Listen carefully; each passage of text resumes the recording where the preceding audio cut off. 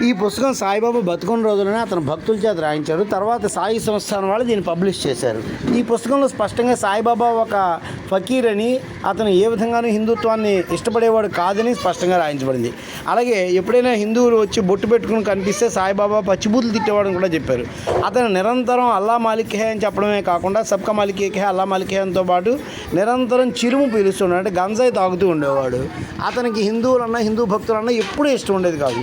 అలాగే అతని ఆ ఉండే చోట్లోనే ఆవుల్ని, మేకల్ని, ఎద్దుల్ని వీటిని వధించి ఆ మాంసాన్ని అందరికీ పెట్టేవాడిని. అలాగే ఒకానొక రోజు ఆ కుంకుమ ఒకటి ఆ సాయిబాబా మీద పడ్డంతో ఆ రోజంతా కూడా హిందువులు ఎవరిని రాకుండా పచ్చిబూతులు తిడుతూ గెంటేశాడని కూడా స్పష్టంగా చెప్పారు. అయితే ఇంతలా గెంటేస్తున్న ఇతని దగ్గరికే వెళ్ళి ఇంకా అతని వెనకాలే పడి తిరిగి ఈరోజు అతన్ని దేవుడు అంటూ కొలిచే వాళ్ళని ఇంకేమనాలి, మూఢభక్తులు అనకన్నాను. ఈ మూఢత్వం ఎంత దారుణం అంటే సార్ధ త్రికోటి దేవతా స్వరూపమైన గోమాతలను చంపుకొని తినేవాడిని, మన గోమాతల్ని పూజించే మనం 3.5 కోట్ల దేవతామూర్తులు ఉన్న మనం దేవుడిగా భావించడం, అవధూతనకు అందరూ ఎవడికి తోచింది వాడు చెప్పేయడం. ఇప్పటికైనా సాయిబాబా మాయలోంచి బయటికి రండి. మన డబ్బు అంతా సాయిబాబా పేరుతోటి ఈ తీవ్రవాద సంస్థలకు వెళ్తుందని స్పష్టంగా అర్థమైంది. ఎప్పటికైనా కళ్ళు తెరవండి, సాయిబాబా ముసుగు వేడండి. జై హింద్.